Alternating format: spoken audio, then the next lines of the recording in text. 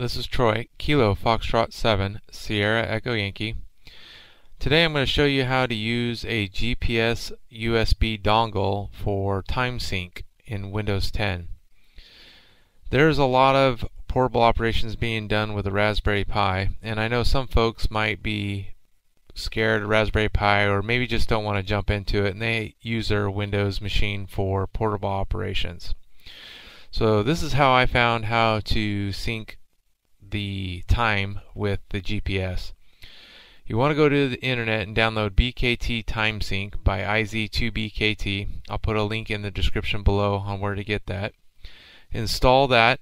Set up the COM port to your USB. You can find that in the device manager if you don't know the COM port.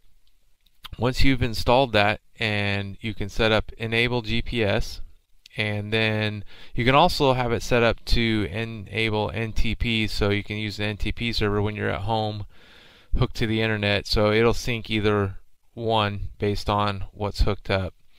And that's it.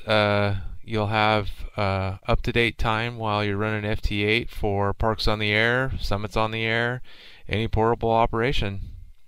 That's it. Quick tip here, and thank you for watching. 73.